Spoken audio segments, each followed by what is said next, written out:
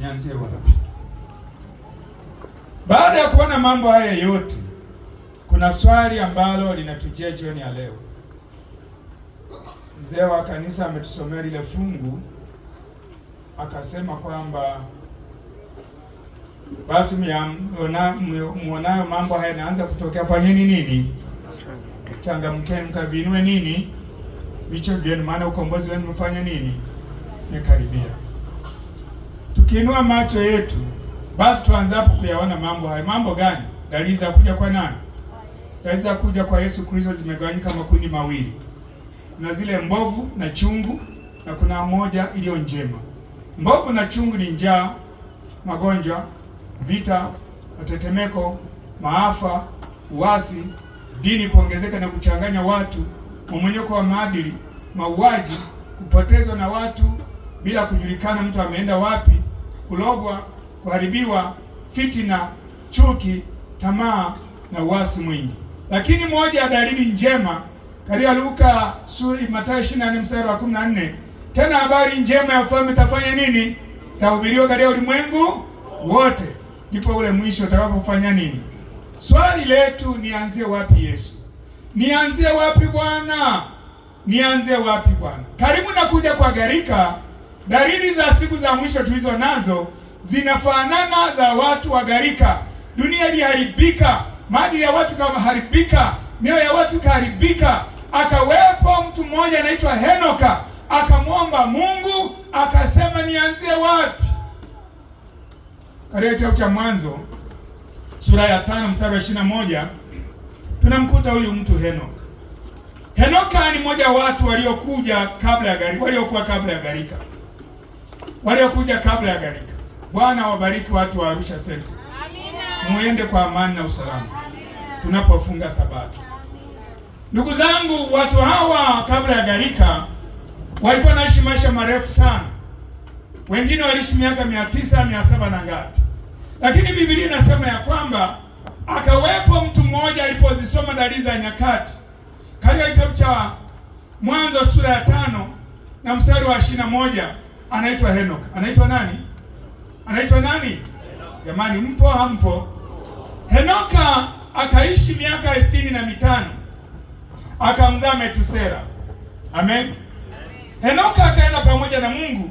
Baada ya kumzaa Metusela, aliishi miaka 300, akazaa wana wa kiume na wa kike.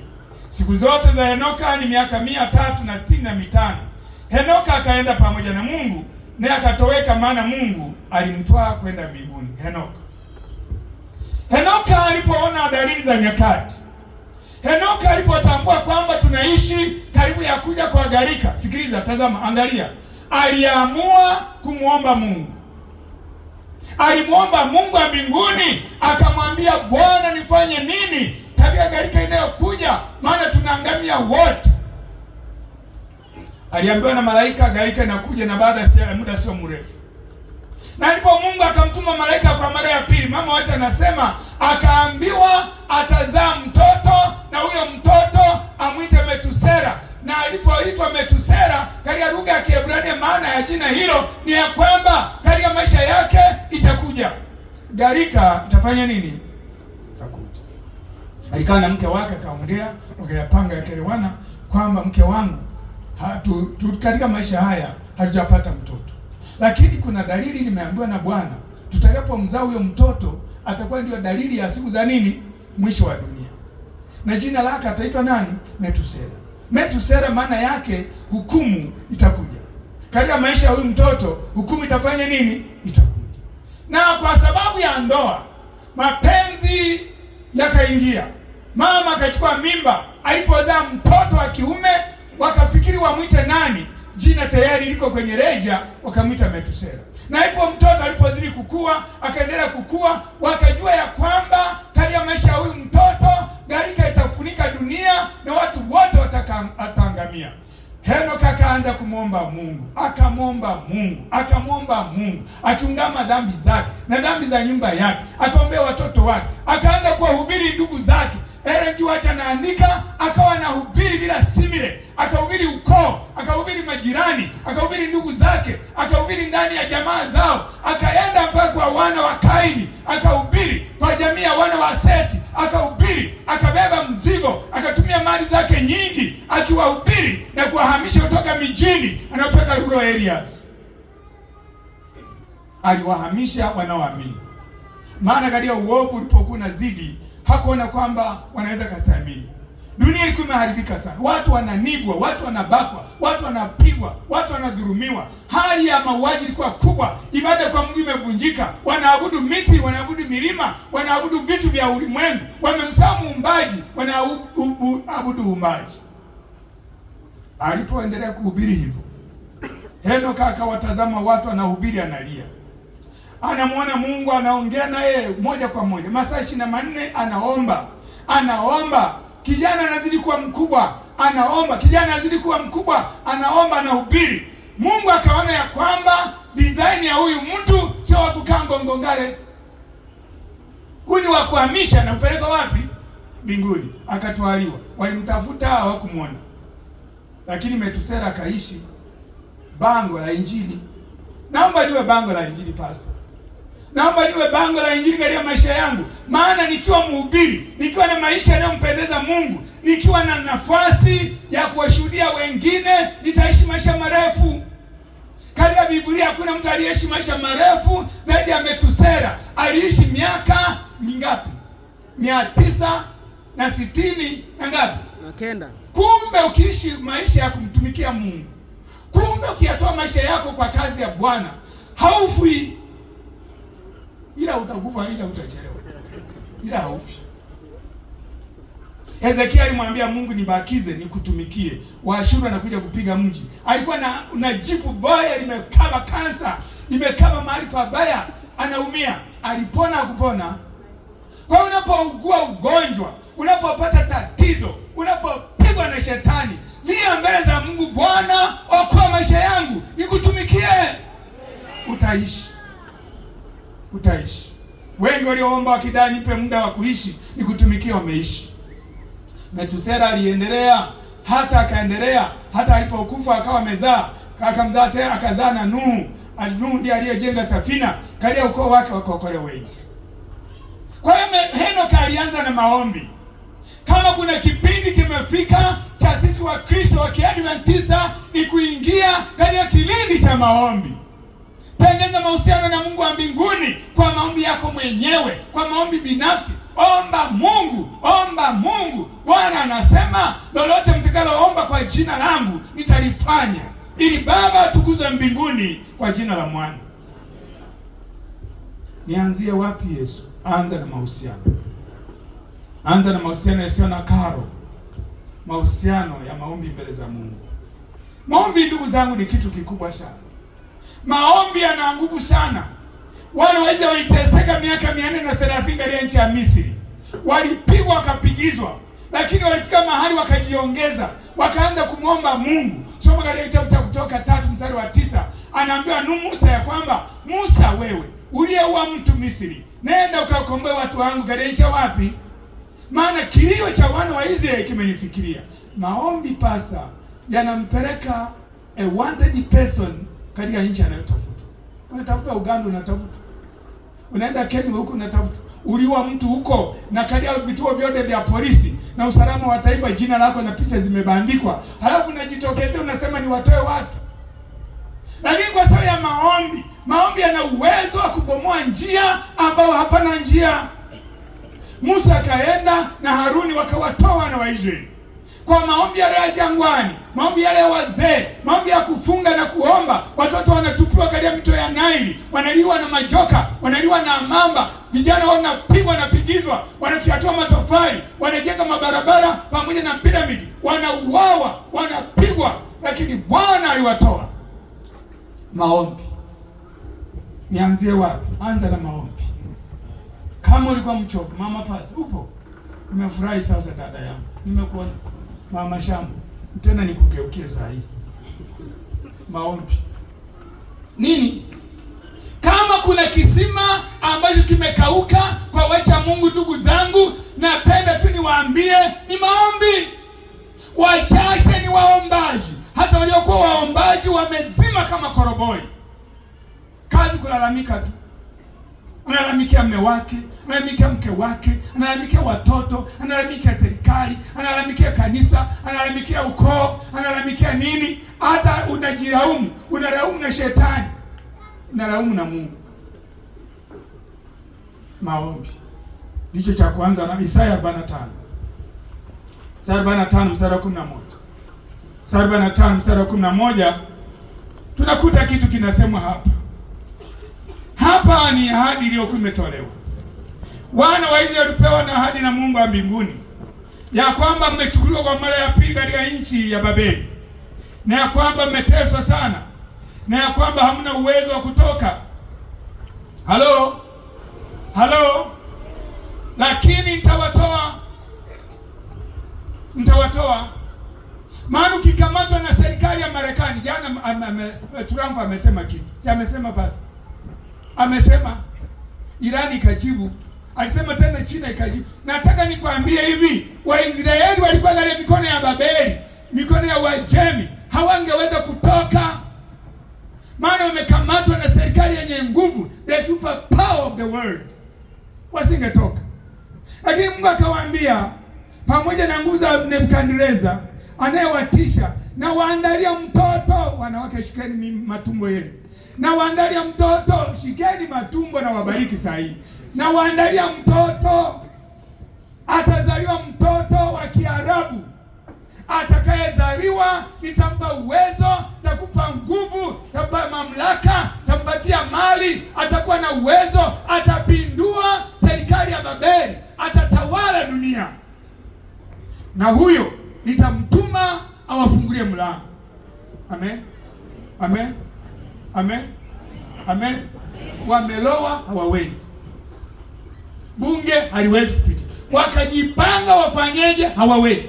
Na alipokazaliwa Koreshi, Biblia inasema katika kitabu cha Isaya 45, anasema hivi, haya ndiyo Bwana amwambie Koreshi, masihi wake, ambaye nimemshika mkono wake wa kulia ili kutisha mataifa mbele yake, nami nitalegeza nguvu za wafalme ili kufungua milango mbele yake. Hata malango hayatafungwa. Nitakwenda mbele yako na kupasawazisha mahali palipoparuza. Nitavunja vipande milango ya shaba na kukatakata mapingo ya chuma. Nami nitakupa hazina za gizani na mali zilizofichwa na mahali pa asili, upate kujua ya kuwa mimi ni Bwana nikutiaye nguvu jina lako, nami Mungu wa Israeli. Kwa ajili ya Yakobo. Kwa ajili ya nani?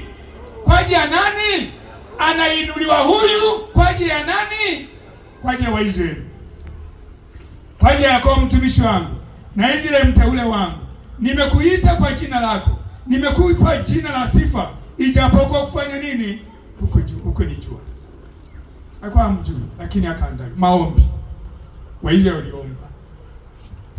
Mungu utaandaliwa mtu, wafanyabiashara utaandaliwa mteja, utaandaliwa mtu, utaandaliwa mali, watoto wako miaka ya baadaye. Na ndipo katika fungu la 11 anawaambia hivi, Waisraeli nimewaandalia mtu, lakini ili kusudi aanze mikakati, harakati, mabaraza, vikao, kupitisha, kuvoti, kuruhusu mtoke mwende nchi yenu ya ahadi, mkajenge mji wa Yerusalemu. Ombeni. Pasipo kuomba mtagaragara, kalia migogoro, kalia matatizo, mtapigwa na kupigizwa. Ombeni. Soma fungu la 11. Anasema, Bwana mtakatifu wa Israeli, na muumba wake, asema hivi, niulize habari za mambo yatakayokuja. Niulize mambo yaliyo mbele, mambo ya wana wangu. Uliza habari ya taifa lako la Israeli, na habari ya kazi ya mikono yangu, na habari ya watu wangu. Haya niagizeni. Command me. Unasikia? Umesikia habari za mambo yako. Unalia kwa sababu ya taifa lako, unalia kwa sababu ya uhuru wako, unalia kwa sababu ya shida zako. Niagize. Bwana anasema niagize, nitume, command me, commission me please. Kwa nini hatuombe?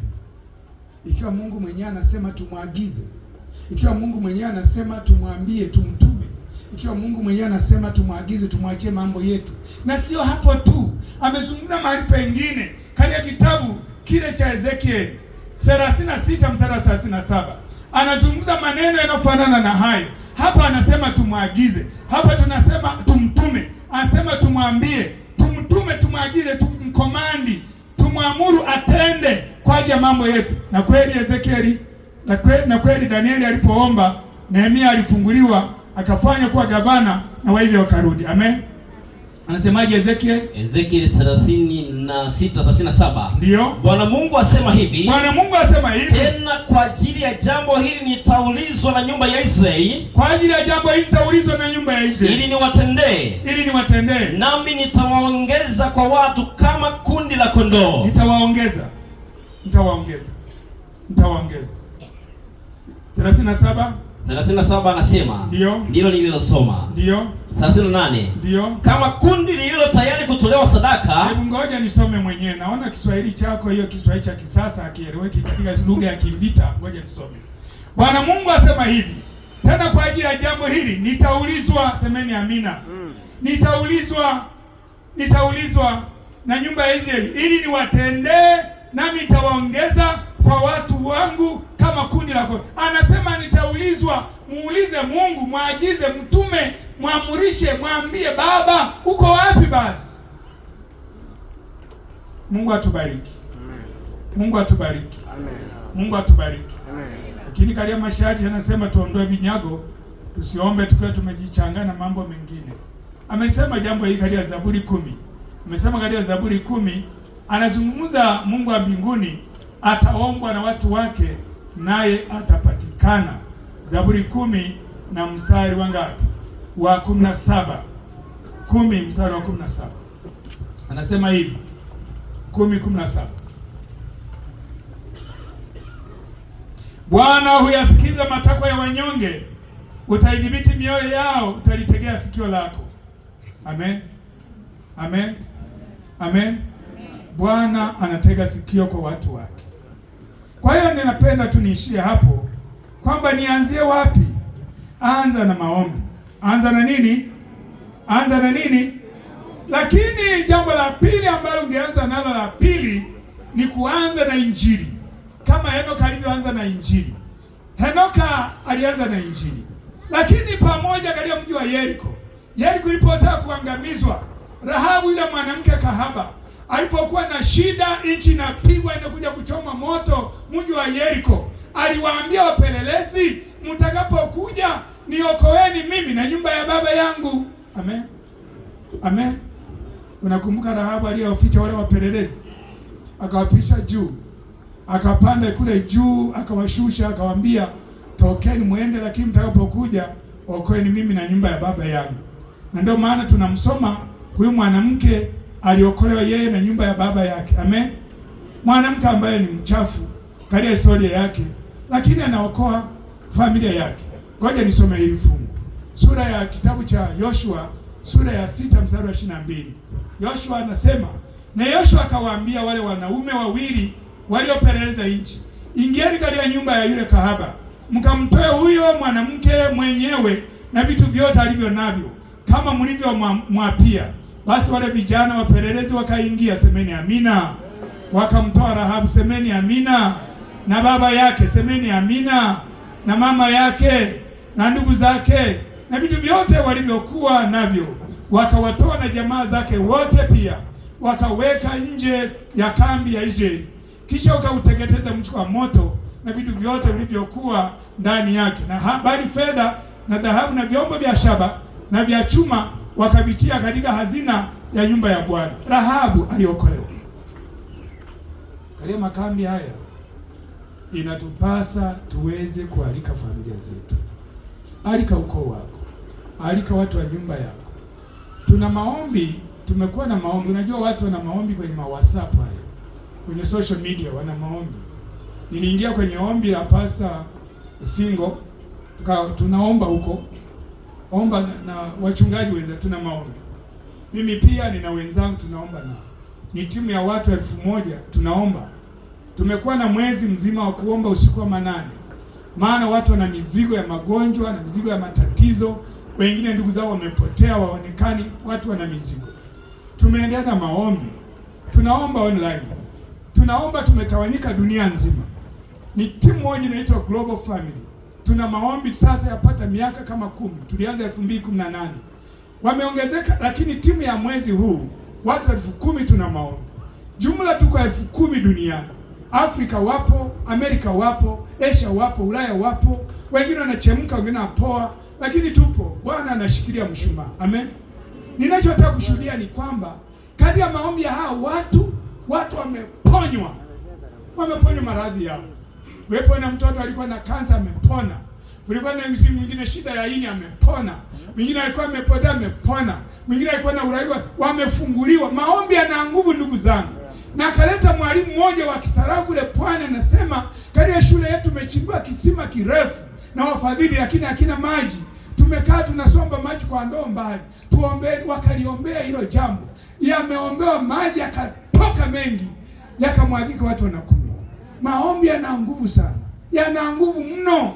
Maombi yana nguvu ndugu zangu, hata leo inaponya watu. Katika makanisa watu wanaombewa. Katika makambi ya watu wataombewa. Maombi ni jambo namba ngapi? Na tuna maombi ya kubatiza watu 100,000 pastor. Katika One Voice 27 100,000. Wameorodhesha watu hao, wamekubaliana kwamba kila mtu awe na daftari. Anaorodhesha ndugu zake wa ukoo wake. Tumemwambia aorodheshe 5 angalau. Lakini wengine wanasema nimeandika wote 10, 20, sawa tu. Wameandika majina yao. Halafu kitu kingine, wameandika na watu wengine ambao hawezi kuja katika mikutano. Katika kitabu cha Petro, Timotheo wa kwanza 2 mstari wa kwanza mpaka wa 4. 2 mstari wa kwanza. Hebu soma nisibahatishe. Maana hapa sikaangi chips. Niko kwenye serious. Ni jambo gumu hapa, nisije nikasema maneno ya kichwani. Timotheo wa pili wa kwanza 2 mstari wa kwanza. Hebu soma. 2 mstari wa kwanza anasema basi kabla ya mambo yote, hapo kabla ya mambo yote nataka dua na sala na maombezi na shukrani zifanyike kwa ajili ya watu wote. Lakini katika ile orodha anayoileta mtume Paulo, sikiliza, angalia, tazama ile orodha ya watu wa kuombea, watu wote waombewe, lakini mtu wa kwanza wa kuombea Tanzania amesemwa nani? Endelea. Anasema fungu la 2, kwa ajili ya wafalme na wote wenye mamlaka, kwa ajili ya mheshimiwa Dr. Samia Suluhu Hassan, tuishi maisha usinipeleke mbio. Kwa ajili ya huyo, semeni amina. Amen. Wangapi mtamwombea? Si ndio tuna mmoja na makamu wa rais na mawaziri wake, waziri mkuu na wengine wakina nani? Anasema tuishi maisha ya utulivu na amani. Anasema nini kwanza? Ombee nani? Anasema kwa ajili ya wafalme na wote wenye mamlaka, wafalme, wakuu wa mikoa, wakuu wa wilaya, wakurugenzi, wanasheria, majaji, mawaziri, wabunge, watu wote, madaktari, bingu, mainjinia, wote, mapolisi, ombea wote, wafanya biashara, ombea wote, vijana wakilewa, watu wa mitandao, ombea wote, hata walio na followers 10,000 kwenye YouTube zao na TikTok. Hiyo ndio kazi kwa ajili ya watu. Kwa maombi wameorodhesha, wengine wanaombea ndugu zake, wengine wanaombea mimi, nami nimeweka ukoo wangu. Pastor, nimeweka ukoo wa Ndekeje, nimeorodhesha wale ambao wameshindikana, nimeweka na wa upande wa amani nimeandika. Kitu cha ajabu sasa, Pastor Mkama, katika ukoo wa mama yangu kuna mtoto wa ndugu yangu anaitwa Nindwa. Sijui kama Nindwa amesafiri kutoka ama sijui kama Nindwa amekuja. Nindwa iko wapi? Nindwa, sema amina jamani. Semeni amina. Amen. Huyo kijana ameweza degree chuo kikuu. Amekuja kumsalimu baba mchungaji. Ni mtoto wa upande wa ukoo wa mama yangu. Baba yake na mama yake si wa Sabato. Lakini tuliwaweka kwenye maombi. Amenipigia simu. Sikiliza ndugu zangu. Amenipigia simu baba yake na huyu, hata huyu nikamwambia baba yako amenipigia nini? Simu. Ananiuliza naruhusiwa kuwa Msabato? Wewe utasemaje? Kamwambia unaruhusiwa, ila tuma majina halisi. Ametumia jina lake la Anida na la mke wake la Anida na watoto wake na ndugu, huyo ndio msabato peke yake nyumbani, kwa maana ya kwamba ninaibatiza hiyo nyumba. Mtoto wa mjomba wangu naye tulianza kumwombea hivyo hivyo, alinipigia simu Uganda, nikawasha gari kakimbia, nidinda nikambatiza. Mama yake na Elizabeth alikuwa sio mshabato, amezalia mwanamke mzuri, lakini alikuwa hajabatizwa. Tukamwingiza kwenye korokoro la maombi, siku 10 za maombi, akaingiamo ndani ya mkanda, tukambatiza. Amen. Amen. Amen. Shemeji yangu alikuwa amepotea mazingani kwa Zikitobi visiwani huko, amepotea, hata tumelia na msiba, tunatafuta nguo tuifanye msiba, lakini tukamuingiza kwenye maombi. Alikuja na tutafuta baada ya miaka 10 na kitu. Maombi yana nguvu. Amen. Maombi yanabomoa. Amen. Maombi yanaponya. Amen. Maombi yanafungua. Amen. Yanatoa mapepo, yanabariki, yanainua imani, yanajenga, yanaleta upendo, yanaleta furaha. Maombi unasema tuombe. Tuombe ndugu zako, msabato peke yako tu nyumbani kwenu, wengine wote wapagani na wachawi. Waombe. Usiende gambo kutafuta dawa. Waombe. Bwana atafunga mlango. Wale watu wameazimia kabisa ya kwamba tuna maombi, inapofika Disemba kila mtu aone na watu wameanza kuingia. Watu wameanza kuamini, watu wameanza kufunguliwa, watu wameanza kuponywa. Na shuhudia neno hili katika makambi tukifungua kwamba ndugu zangu, nianzie wapi? Nianzie wapi Yesu? Anza katika magoti. Amen. Uwe na siku ya kumlilia Mungu, jitenge na dunia. Ya dunia ni matamu mno, ugali ni mtamu mno, na wali na ubwabwa. Utakula asubuhi, mchana na jioni mwaka mzima. Na ndugu zao wanateketea. Ukoo wako ni wapagani, unakutana kwenye msiba, unasindikiza jeneza, unaona linashushwa, hakubatizwa. Unakutana kwenye vikao vya ukoo, unakaa ndani yao, unakula ng'ombe na mbuzi, hawajaamini. Unakuwa nao kwenye harusi, unakuwa kwenye shughuli za familia, hawajaamini. Inabidi tuanzie wapi? Tuanze katika kumwomba Mungu, tumlilie Bwana, tumkabidhi watu wetu, tuombee roho zetu, maana muda umekaribia. Mwanza muyaonapo mambo hayo, fanyeni nini? Mkavinue vichwa wenu wapi? Mungu atubariki. Na tuwaombee watu wako. Nilikuwa naongea na mtu mkubwa leo, nimemwambia ninakuombea. Sema nashukuru sana pasa. Ni mtu mkubwa Tanzania hapa. Tuna wengi. Ameniambia pasa, naomba uendelee kuniombea, si msabato. Waziri mmoja akaniambia, pasa Ndekeja, nimepata nafuu katika mambo yangu niliyokuwa nashindwa hata kusema. Roho imefunguka na ugonjwa wangu wa kuparalize nimepona. Maombi. Unganani wawili, familia kadhaa, kundi dogo, kwa WhatsApp, kwa nini, kanisani, maombi. Na baada ya muda si mrefu, mlango wa rehemu, mvua ya masika itanyesha, watu wa Mungu wataondoka, watashinda. Dunia inakwenda kuharibika baada ya muda si mrefu. Uhuru wa dini na makambi kama tutaendelea na muda mrefu, tutumie muda kwa maombi. Badala ya kuraruana, tuombeane. Anayekuinuka kwa chuki, muombe. Anayeonekana hakujali, muombe. Ponya roho yako. Ukimwona mtu haeleweki, achana naye, wewe pinka zako. Maana wengine ni wagumu sana.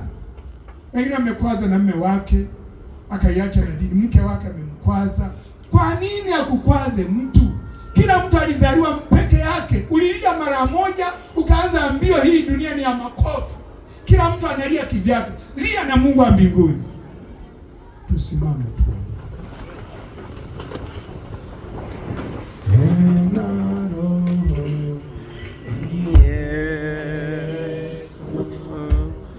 Nena kwa upole, sema kwangu kwa pendo,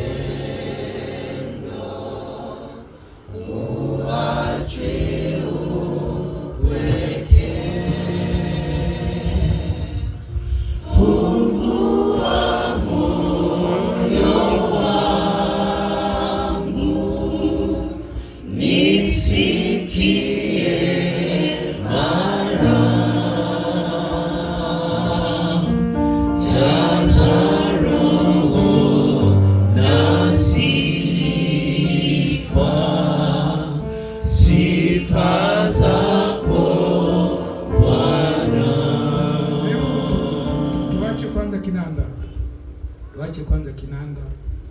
nitamuuliza Pastor Mashambo mchungaji, ataomba Mungu. Pastor Mkama ataomba Mungu. Mchungaji hawa wachungaji watakuombea. Jioni ya kufunga Sabato ya mwanzo wa makambi watakuombea. Mambo yamekuwa magumu kiasi gani, Bwana ataanza kazi jioni ya leo. Ataanza sasa. Wale mlioko mbali, kama una kitu fulani, sogea usogee tu. Sogea tuombe. Sogeeni tuombe. Wale mlioko mbali kule, sogeeni tuombe. Sogeeni tuombe. Wachungaji hao, sogeeni hapo wachungaji. Sogeni hapo wachungaji. Sogeni hapo. Sogeni hapo. Sogeni hapo. Sogeni hapo wachungaji. Sogeni hapo. Sogeni hapo. Sogeni hapo. Tena niongeze na ofisa wa union mwaka tu. Njoo babu waombe watu. Sogeni hapo. Na kama kuna mtu ambaye ana jambo gumu, unajua watu tunamkumbwa tu, tunafuatafuata. Naita watu ambao wana jambo gumu. Huko hapa tumenyamaza, lakini moyoni unateseka, unaumia, unahangaika, hujui uanzie wapi. Wewe huyo utasogea hapa. Utakuja hapa. Na hata kama hujabatizwa kwa maji mengi, kwa maji na kwa Roho Mtakatifu, chukua nafasi uwe malimbuko ya kwanza, mavuno ya kwanza ya kambi hii. Na kama una mzigo moyoni mwako, unalia Mungu nisaidie, una taabu maishani mwako, una kilio kizito hata watu hawaelewi, lakini unateseka kabisa mama, unalia kijana wangu, njoo wachungaji wakuombe. Sio watu wote watakuja, mimi naita wale wachache tu. Tembea uje. Usiangalie kushoto wala kulia, hawakuhusu hao. Na wale wanaotaka kubatizwa. Wale wanaotaka kubatizwa. Wale wanaotaka kubatizwa. Wale wanaotaka kubatizwa, mtakuja mbele. Mtakuja mbele. Mtakuja mbele. Mtakuja mbele. Maombi. Maombi, maombi. Maombi ya Elia yaliamrisha mbingu kunguru. Akatumwa hostel, akatumwa cafeteria kunyakua nyama asubuhi na mkate kumpelekea nabii. Maombi yanaweza katuma ndege au samaki wa baharini kumeza Yona kumuokoa. Maombi yanaweza katuma upepo. Maombi yanaweza katuma inzi wakaja Misri, au funza au chawa au mtu. Maombi yana uwezo wa kuleta malaika. Maombi yana nguvu sana. Hata kama una dhambi tele, maombi ya Samsoni yalimpa uwezo. Maombi hana muovu, maombi hana mbaya, maombi hana aliyepotea. Maombi ni kilio kwa Mungu. Bwana anasikia maombi ya watu wake. Bwana hata kutupa, Bwana hata kurusha, Bwana hata kukana. Labda tushikilie mambo ya dhambi, sema dhambi na ikome kwangu. Yesu nisaidie. Maombi, vijana wangu mnasoma, Bwana atawafungua. Mtaenda mbali wanangu. Msione nyuma mkaona hamna namna ya kuwashika kifedha. Bwana atawafungulia milango. Wale mliomaliza shule mnaenda, nendeni kwa amani, Bwana wabariki. Nendeni kwa ushindi, magoti yenu yasilegee. Maombi. Usiku wa manane, shuka kitandani. Ukizidiwa omba hapo hapo kitandani. Daudi anasema, kitandani pilo nimeirowanisha machozi na kamasi, maana mzigo ni mzito. Bwana anasikia. Mungu atakusaidia. Mungu atakutetea. Usione umeenda mbali. Usijione kwamba wewe ni la hovyo. Usijione ya kwamba wewe ni la kutupwa. Kwa Bwana wewe ni mali. Damu ya Yesu ilimwagika kwa ajili yako. Maombi yanaokoa. Maombi yanafanya nini? Maombi yanafanya nini? Kwa jina la Yesu, lolote litakalo tamkwa itakuwa. Kuna mkono naona hapo. Jana wangu anataka kusema naona. Yes, chukua mic ya mchungaji. Maana yangu inatumika. Bwana ni mwema. Mimi kwa majina naitwa Ezekia Faresi, nimetokea mkoa wa Mwanza, wilaya ya Ukerewe, kijiji cha Ihebo. Ila kwa sasa niko hapa, naishi Mji Mwema hapa juu hapa kwa mzee mmoja anaitwa Mzee Kajunga. Huyu mzee ameumwa ndani ya miaka 4. Lakini mimi kuja kwangu pale nyumbani kwake nimekuja kama mfanyakazi. Tupo tunamsaidia yani shughuli za pale nyumbani ndogo ndogo. Lakini akaniuliza mimi kwamba mimi nasali dhehebu gani? Nikamjibu kwamba mimi nasali SDA.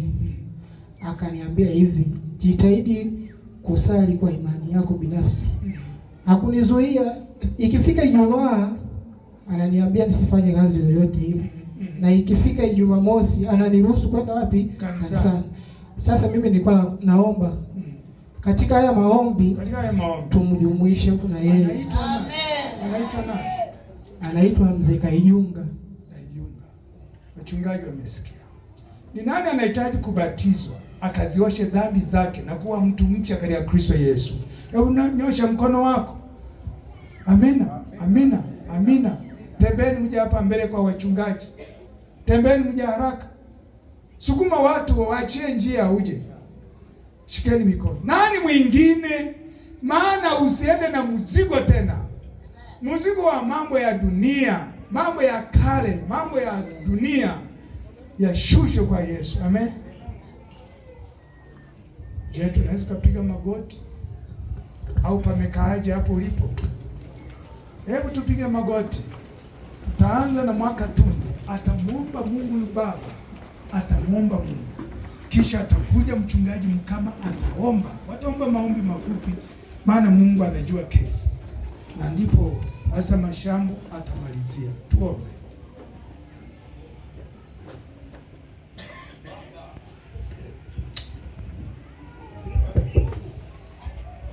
Muumba mbingu, nchi na bahari, tumesikia sauti yako Mungu.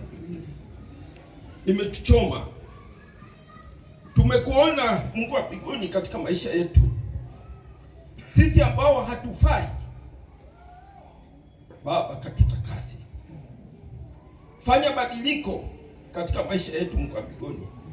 Kusikia haitoshi bila kuweka neno hilo katika maisha yetu.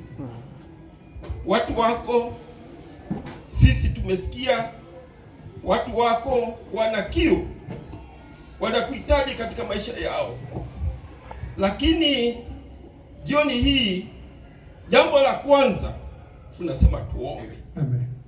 Ahadi hii ya kuomba Mungu wa mbinguni, kwa sababu inatoka kwako, basi kila mtu yuko tayari hapa Mungu wa mbinguni katika kuomba. Atakapokuomba ukamsikie katika haja yako. Amen. Watumishi wako viongozi watakapoanza, tunapojumuika wote katika kuomba, Baba katusikie. Tunaomba Roho wako Mtakatifu akatawale katika mkutano huu, kwa jina la Baba, Mwana na Roho Mtakatifu. Amina. Amen. Baba wa mbinguni, tunakushukuru tena masaa ya jioni. Sauti yako imetuita na imetunyenyekesha. Sisi ni mavumbi tu, wala tuoni aibu kushuka katika mavumbi haya. Yes. Sauti yenye mamlaka, sauti ya upole inayoturejesha katika madhabahu. Ndiyo. Tumekiri, tumekiuka, hatujali. Tu wadhaifu na wanyonge na wapuuziaji wa mambo mengi. Ikiwa kuna mtu yeyote miongoni mwetu ambaye hata tubu na kuungama na ya kwamba ati akusikia dhambi yake ikitajwa, basi yawezekana huyo amevuka mstari mwekundu. Lakini kama sivyo, kila mmoja aliyetubu na kuungama msamehe na aanze safari upya. Amen. Mkutano ukaufanya wa kiroho Usiwe mkutano kama maburudisho, usiwe mkutano kama wa kisiasa. Wanaokuja wanyenyekeshe, wawe na heshima na nidhamu, maana Mungu unaabudiwa mahali hapa. Wito ulipotolewa tumekuja mbele, na wengine wako wanatoa machozi. Roho wako Mtakatifu anajidhihirisha ndani yao. Wapokee na watakase, waanze safari upya. Asante kwa mtumwa wako mchungaji na daktari Ndekeja, umemtumia kama chombo mkononi. Sauti ni yake, lakini maneno yametoka kwako. Na itoshe sisi wanadamu kuomba.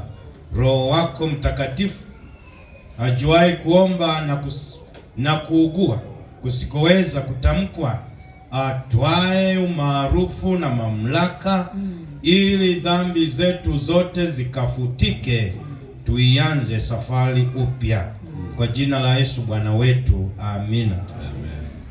Baba wa mbinguni, Mungu mwema, tumeshuka kwenye magoti yetu haya kwa sababu sisi ni wenye dhambi na hatuwezi hata kuinua macho yetu kukutazama. Tuomba ukatuinue kutoka katika magoti haya tukiwa washindi. Asante kwa ajili ya neno la jioni ya leo, neno ambalo limeinua mioyo yetu kukaribia msalaba. Tuomba tutazame msalaba, tubadilishwe, tufanane nawe. Asante kwa ajili ya kila aliyekuja mbele hapa akiwa na mzigo katika moyo wake, akiwa na jambo la kukuambia. Natambua kabisa ya kwamba katika magoti haya kila mmoja amekunong'oneza shida yake. Sikia huko mbinguni uliko, kawafungulie watoto wako walio wagonjwa, ukawafungulie walio na wagonjwa, ukawafungulie ambao wamekuja na changamoto za maisha haya, ukawafungulie. Wako ambao pia hawana ajira, kawafungulie ajira. Wako ambao pia hawana wenzi katika maisha yao na wamehangaika sana, kawafungulie Baba wa mbinguni. Asante kwa sababu wako pia ambao wanahangaika na gharama za shule na vyuo, nao kawafungulie mibaraka, jina lako litukuzwe. Lakini katika mkutano huu tunatambua kabisa ya kwamba yuko mmoja anayehangaika na dhambi. Twaomba Bwana ukamfungulie, naye ukamfanye kuwa mshindi. Asante Mungu wetu kwa sababu wewe ni mwema na fadhili zako ni za milele. Kakae katikati ya mkutano huu tangu unapoanza mpaka utakapomalizika siku ya Jumamosi, tulitukuze jina lako.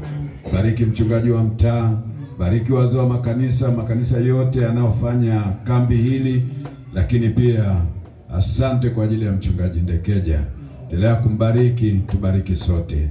Tusamehe na utukubali, tufanye kuwa watoto wako sasa na hata milele, kwa jina la Yesu. Amen. Amen.